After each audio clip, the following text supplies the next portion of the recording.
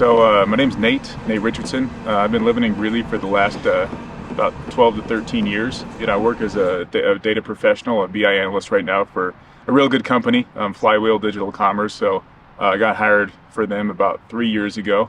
Been working from home basically since, after COVID. So basically just, take care of my son. My son's, he's 9 years old.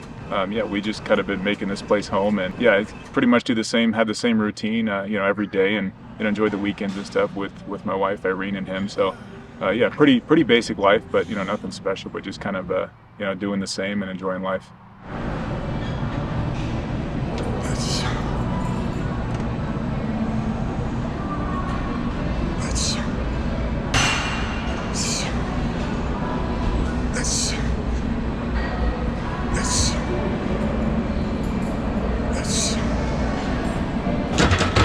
When I got into lifting, I was younger because I played sports. Growing up, I played baseball, basketball, and golf. So played basketball and baseball in high school, and I got recruited to play college baseball. So after I finished, I got into my education, finished my degree, and tried to start my career. I basically kind of fell off from exercise. Didn't really care too much about lifting or anything. Then I got back into running at about 2016.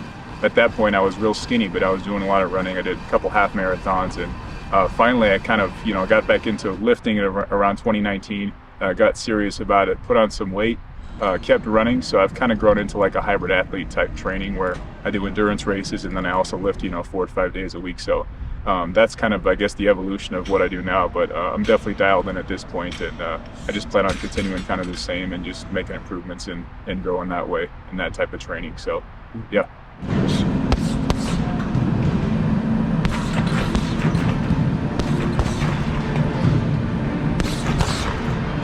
Yeah, I mean, every day, 6 days a week for sure. And then even on the off day, I'm still dialed in on all the habits and routines. But yeah, I think it was just, I guess, a mental evolution too. I mean, a lot of people get into exercise and working out just because they feel like they have to, or they, people may work out 3-4 days a week just because they want to be able to enjoy, drinking or, look better for, whatever events, or just for their partner or the significant other or whatever. But, I've kind of discovered that, taking exercise more seriously keeps me on point with every other aspect of my life. My business work, my professional work, being a parent, being a good husband and all that. So it just kind of lines everything up. And I guess to summarize, that's kind of where the motivation comes from is, once I discovered that I just kind of get an edge in all these aspects of my life from dedicating myself and giving 100% in the gym and in my exercise, then, it's really a, low risk, high reward type thing where everything else kind of lines up, and I really am happy with the rest of my life. So I guess that's kind of really the biggest motivating factor, is set a good example for my family and, succeed better in business, and just be kind of happy with the guy I see in the mirror when I wake up every day too.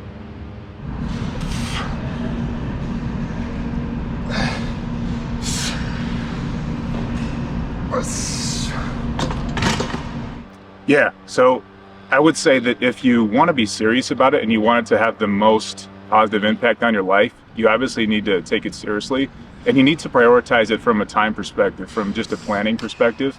If your job's really important to you, you're not going to miss work and call out sick. If you're really a good parent, you're not going to forget anything for your kids. If you're a good spouse, you're going to take care of your partner and treat them right. So same thing with fitness. If you want results, if you really want to get out what you put into it, it needs to be a daily thing. It needs to be it needs to be planned, it needs to be scheduled, and it needs to be regimented. People do fitness in different ways. Bodybuilding, there's plenty of bodybuilders out there that, are all about getting big into the gym and putting on muscle. There's endurance athletes that are dedicated to running every day, and getting their cardio in and basically succeeding that way. But I would say my biggest suggestion is make sure that it's important to you, and then know your reason why when you start.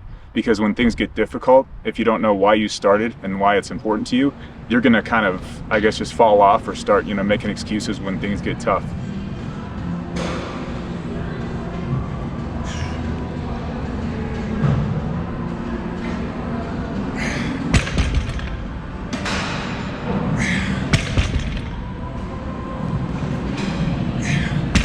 I guess the last thing I'll mention too is that, when you're kind of setting big goals, fitness related, there's going to be plenty of days and plenty of times when you don't feel like doing it.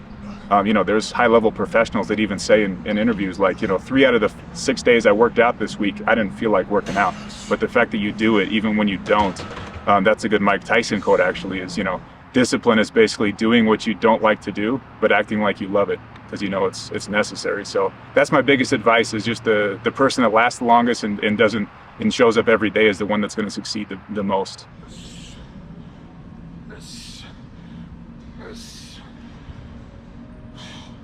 Yeah, that's a good way to put the question. So philosophically, like, I guess at a spiritual level, like, how does it benefit you? A lot of us are here on this planet, and we're not really sure, why we're here. And finding a purpose, there's a reason why religion is so influential. People naturally gravitate towards the feeling that they need a purpose in life, whether it's a higher being, whether it's, setting goals and basically achievement, success. I connect a high intensity approach to fitness, to spiritual well-being, and overall, like, strength and stability in my life. And the reason behind that is, if you don't really feel like you have a purpose, they say idle hands do the devil's work. So if we apply that logically to, like, fitness and your body and your mind, when you have a healthy body and a healthy mind, and you have a purpose and you're driven in a goal, then that's naturally going to keep you on point and hold you accountable to the principles and values that you hold important. There's plenty of excuses you can make in life. Maybe, you just had a breakup, or maybe, something bad happened at work. Maybe you just got fired at work. But what I've discovered from, intense exercise is that even while I'm doing while I'm working out hard at a high level, I kind of put myself in the mindset of what would happen if I lost my job. And I even, like, have kind of visualizations about these things that could happen in life that are negative. And from a mental mindset perspective, putting yourself through hard workouts prepares you for everything else that's going to come your way. I lost a parent when I was young. My mother died when I was 14. So that's, like, a real motivating factor too, to why I work out so hard, is, it was hard for me to deal with that. And I kind of, over time, I kind of evolved and grew into kind of the man I am today, just because I kind of dealt with some of that frustration, anger, and depression or whatever through exercise. So I guess if you look back retrospectively, dealing with your past, you can do that through fitness, and also anticipation of the future, and, being able to be the best, goes back to the first question, the best parent, the best husband, father, friend, co-worker, whatever, that comes through putting yourself through the grinder before you get to that moment where you need to make a decision and perform. So I guess that's, to sum it up, that's kind of how I feel about kind of the other benefits that are outside of, just how you look in the mirror. So there's a lot more to it for sure.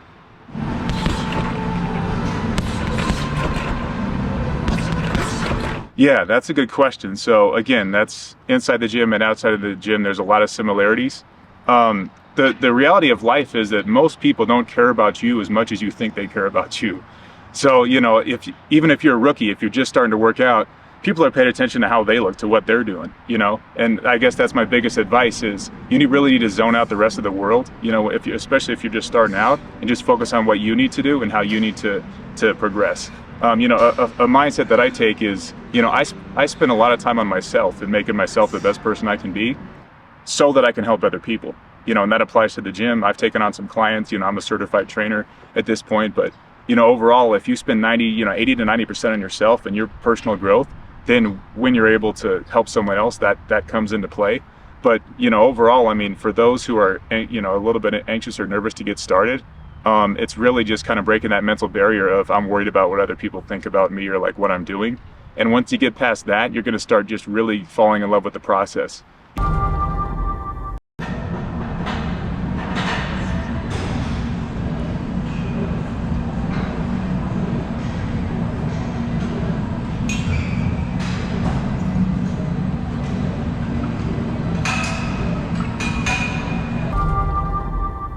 I hope we've inspired you to explore. And of course, feel free to check out the links below for specific information on recreation resources, our guests, and our partners. Also, be sure to hit like and subscribe.